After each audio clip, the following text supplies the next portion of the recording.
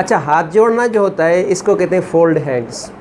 इसी तरह से जो है वो जो ये काम हम करते हैं हाथ जोड़ने का, इसको फोल्ड हैंड्स कहा जाता है इंग्लिश में। सर हाथ बांधने को भी तो फोल्ड हैंड्स कहते हैं। हाँ, हाथ जोड़ना या हाथ बांधना एक ही बात है। सर हाथ बढ़ाने को क्या कहते हैं? मतलब हाथ बढ़ाना, जैसे दोस्ती का हाथ बढ़ाते हैं, ठीक है, तो इसको कहते हैं extend hand. XTEND, extend hand यानी कि हाथ बढ़ाना। हाँ, आप फ्रेंडशिप भी कह सकते हैं, एक्सटेंड हैंड ऑफ फ्रेंडशिप यानी कि दोस्ती का हाथ बढ़ाना। सर हाथ उठाने को क्या कहते हैं? जैसे कि मारते हैं हाथ। हाँ, ये भी हम अपने फिगरेटिवली जो है महावरतन कहते हैं हाथ किसी पे उठाना, इसको कहते हैं raise hand. Raise hand on something someone, sorry, किसी पर हाथ उठाना। He raise hand on me, उसने मेरे पे हाथ उठाया। सर फॉर एग्जांपल कह रहे थे ना, जैसे चोर उसके हाथ लग गया, हाथ लगने को क्या कहते हैं? हाँ, fall into hands.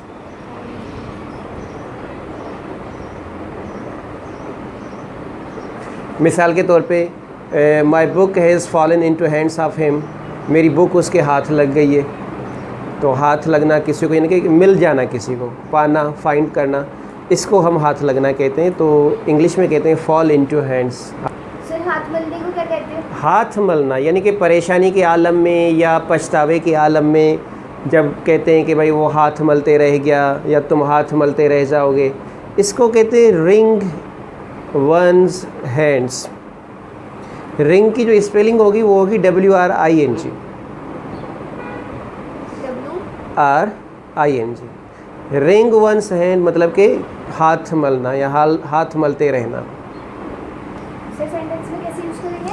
You will be ringing your hands, तुम हाथ मलते रह जाओगे। सर हाथ मिलाने को क्या कहते हैं? हाथ मिलाना तो बहुत कॉमन है, इसको शेक हैंड कहते हैं। हाथ फैलाना।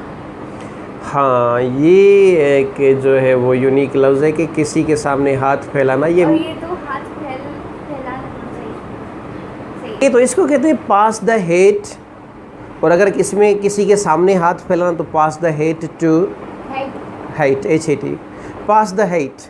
हाथ फैलाने को कहते हैं पास द हेट। PASS। हाँ, PASS, pass the hat, HAT, hat. अब ये हो गया पास द हेट मतलब कि हाथ फैलाना। किसी के सामने हाथ फैलाना तो फिर आप कहेंगे पास the hat to someone.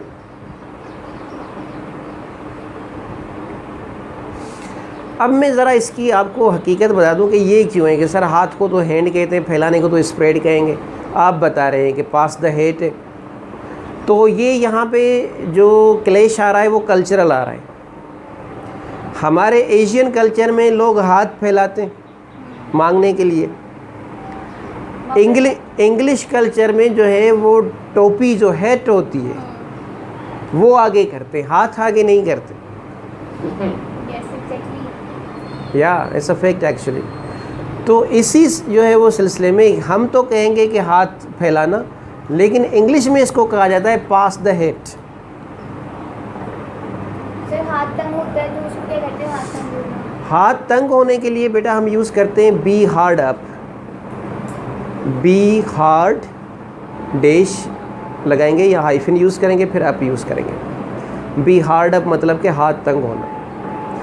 Example उसकी बना सकते हैं जैसे कि he is hard up nowadays, आजकल उसका हाथ तंग है।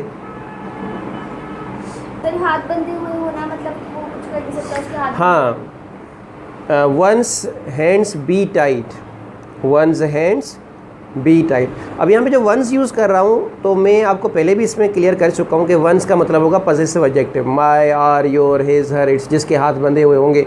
ये महावरतन हम कहते हैं जब कोई मजबूर होता है, कोई कुछ कर नहीं सकता, तो कहते हैं यार मेरे हाथ बंधे हुए हैं, यानी कि मैं कुछ नहीं कर सकता, मेरे बस में कुछ नहीं है। तो इंग्लिश में कहते हैं कि माई हैंड्स आर टाइट, कि मेरे हाथ बंधे हुए हैं। कोई भी यहाँ पे जो है वो पॉजेसिव एडजेक्टिव चेंज कर सकते हैं। हिज हैंड्स आर टाइट, उसके हाथ बंधे हुए हैं, वो मजबूर है। या हर हैंड्स आर टाइट, उसके हाथ बंधे हुए, वो मजबूर है, वो बेबस है, कुछ नहीं कर सकती।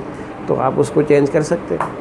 सिर्फ कहते हैं ना किसी काम में हाथ डालना, तो हाथ डालने को क्या कहते हैं? देखें, हाथ डालना जो है वो दो तरह से इस्तेमाल होता है। हाँ, एक हाथ डालना होता है खुदा न खास्ता किसी की इज़्ज़त पर हाथ डालना, ठीक है। हाथ डालना जो उर्दू में हम मुहावरा यूज़ करते हैं वो इस सेंस में यूज़ करते हैं, यानी कि ज़्यादती किसी के साथ करने की कोशिश करना या किसी के साथ कोई इलीगल जो है वो एक्टिविटी करना, इसको हम हाथ डालना कहते हैं। तो पुट हैंड्स ऑन समवन यानी कि किसी पर हाथ डालना, पुट हैंड्स ऑन समवन। ले भी यूज़ कर सकते हैं, LAY ले, ले हैंड्स ऑन समवन, किसी पर हाथ डालना। पुट भी ये यूज़ कर सकते हैं, ले भी यूज़ कर सकते हैं, इवन के गेट भी यूज़ कर सकते हैं। अच्छा, फिर दूसरा हाथ डालना होता है, ये तो एक सेंस हो गया जो मैंने आपको बताया, किसी की इज़्ज़त पे हाथ डालना या किसी पर हाथ डालना। दूसरा जो हाथ डालना होता है वो होता है किसी को गिरफ़्तार करना।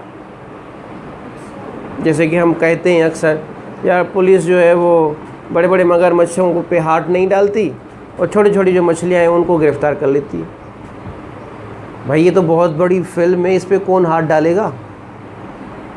तो ये यहाँ पर जो है मतलब कि इस सेंस में यूज़ हो रहा है कि किसी को गिरफ़्तार करना, किसी को कानून के शिकंजे में लाना, ये दूसरा मतलब है हाथ डालने का, ठीक है। मिसाल के तौर पर nobody can put their hands on big wigs, कि जो बड़े बड़े लोग हैं उन पे हाथ कोई नहीं डाल सकता। Nobody can put their hands on big wigs, कि बड़े बड़े जो मछलियाँ हैं, बड़ी बड़ी जो मछलियाँ उन पे कोई हाथ नहीं डाल सकता। तो ये दो जो है दो सिचुएशंस होती हैं हाथ डालने की। इसमें ले हैंड भी कह सकते हैं, मैंने आपको बताया था गेट हैंड भी कह सकते हैं कि नोबडी कैन ले हैंड्स या get hands on bigwigs. आहिनी हाथों से मुकाबला करना, इसका मतलब ये होता है कि पूरी जो है वो कुव्वत बाजू से लड़ना। इसमें कहते हैं इसको deal with an iron hand, यानी कि आहिनी हाथ से जो है हाथों से मुकाबला करना, लड़ना। सर हाथ के पंखे को क्या कहते हैं? हाथ के पंखे को कहते हैं hand held fan. Held fan, hand held fan, FN। पंखे को फैन ही कहते हैं ना, ये भी हाथ का पंखा भी फैन ही होता है, बस इसके आगे हैंड हेल्ड लगा दो, यानी कि हाथ से चलने वाला पंखा। सर हथकड़ी को क्या कहते हैं? Hand coughs. हथकड़ी को कहेंगे hand coughs. Spelling? HAND CUFFS, hand coughs यानी कि हथकड़ी। पर जो हाथ की सफाई दिखाते हैं, जो चोरी करते हैं, हाँ, इसको कहते हैं स्लाइट ऑफ हैंड। सौदेबाजी हो गई, हाथ की सफाई हो गई, sleight of hand, SLEIGHT, sleight, OF of HAND, hand. Sleight of hands. ऐसा हाथ से निकल जाने में क्या ही get out of the hand, get out of hand. Because for example the chance has got out of my hand, मौका मेरे हाथ से निकल गया। सर कानून हाथ में लेने को क्या कहते हैं? Take the law into hands, take law into hands यानी कि कानून को हाथ में लेना। सर आड़े हाथों लेना, इस चीज़ को जैसे बोलते हैं, आड़े हाथों लेना। Come down hard on someone, come down hard on someone यानी कि किसी को आड़े हाथों लेना। जैसे कि he has come down hard on me, उसने मुझे आड़े हाथों लिया है। सर कहते हैं ना कि उसको मेरे हाथों में खेला है, मतलब किसी के हाथों में खेलने को क्या कहते हैं? हाँ, बी वेक्स इन वंस हैंड, बी वेक्स इन वंस हैंड कहते हैं WX, यानी कि किसी के हाथों में खेलना। सर सैम्पल सेंटेंस को कैसे यूज करेंगे?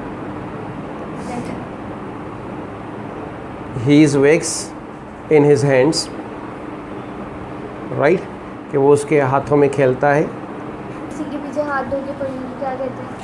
हाथ धो के पढ़ना, ये महाभारतन हम कहते हैं कि भाई किसी के पीछे हाथ धो के पढ़ना, इसको एक इडियम यूज़ करते हैं हम इंग्लिश में, उसको कहते हैं बी ऑन वंस बैक। तो इसको इंग्लिश में कहते हैं be on one's back. Back BAC के बैक, पीठ जिसको हम कहते हैं। जैसे कि why are you on my back every time, तुम हर वक्त मेरे ही पीछे क्यों पड़े रहते हो। सर हाथ थामने हो के हाथ थामने के लिए एक तो होल्ड हैंड्स करते हैं। होल्ड हैंड्स मतलब कि हाथ थामना, कि प्लीज़ होल्ड माय हैंड, मेरा हाथ थामो, ठीक है। दूसरा हम कहते हैं क्लैस्प, CLASP, क्लैस्प हैंड भी कहते हैं, लेकिन ये ज़रा ज़ोर से थामने के लिए होता है। होल्ड हैंड जो है वो हाथ थामने के लिए, किसी को तशफ़ी या जो है SP क्लैस्प, और वो ज़ोर से, जैसे कि हम ये किसी का हाथ थामते हैं ना ऐसे, ठीक है, दोस्ती में आ गए और बहुत ज़्यादा हम जोश में आ गए, किसी का हाथ थामते हैं कि हम साथ रहेंगे, तो क्लैस्प हैंड करते हैं वो, ठीक है। सर हाथापाई होने को क्या कहते हैं? स्कफल, SCUFFLE, स्कफल कहते हैं हाथापाई। SCUFFLE, स्कफल मीन्स हाथापाई होना। तुम्हारे हाथ से कहते हैं कि तुम्हारे हाथों पर मेहंदी लगी हुई है क्या? सर एक हाँ, ये हम मुहावरतन वाकई कहते हैं। जब कोई काम किसी को कहता है, हम कहते हैं भाई तुम खुद क्यों नहीं करते, कि तुम्हारे हाथों में मेहंदी लगी हुई है क्या, बहुत ही कॉमन। तो इसको इंग्लिश में कहा जाता है you have nail paint on, तुम्हारे हाथों में मेहंदी लगी हुई है क्या। ऑन योर हैंड्स, लाइक ये बोलिए नहीं, do you have nail paint on. Sir sentence बताइएगा। मिसाल के तौर पे भाई ये काम नहीं कर सकता, he can't do this work या she can't do this work because he is having nail paint on, क्योंकि उसके हाथों में मेहंदी लगी हुई है। सर मतलब ये इंग्लिश, मतलब अंग्रेजों के मेहंदी नहीं लगती होगी तो नेल पेंट ही लगती होगी, ऑब्वियसली तो नेल पेंट। मिसाल के तौर पे बेटा ये थे कि मुहावरा ये होता है, इसी तरह से आपने इसको लेना है कि जब हम कोई काम नहीं कर सकते तो उसको तंजिया तौर पे, सरकास्टिकली ये कहते हैं उसको कि भाई तुम ये क्यों नहीं करते। अब मिसाल के तौर पे हाथ पे कोई चीज़ होगी, फॉर एग्ज़ाम्पल हमारे कल्चर में तो मेहंदी होती है, जब तक मेहंदी लगी होती है हम उस हाथ से कोई काम नहीं करते जब तक कि मेहंदी उतर नहीं जाती, ठीक है। सर बोलते हैं ना कि ताली एक हाथ से नहीं बजती, मुहावरे में। ये तो मशहूर है काफ़ी, तो स्टूडेंट्स को इसकी इंग्लिश भी आती है कि ताली एक हाथ से नहीं बजती, लेकिन मैं आपको 1 2 3 बता देता हूँ कि और क्या क्या पॉसिबल कह सकते हैं। पहला तो है it takes two to curl, मशहूर व मारूफ तो आपको यही लफ्ज़ जुमला मिलेगा। दूसरा जो शायद आप फर्स्ट टाइम सुन रहे हो, वो कहते हैं कि there is no I in team, there is no I in team.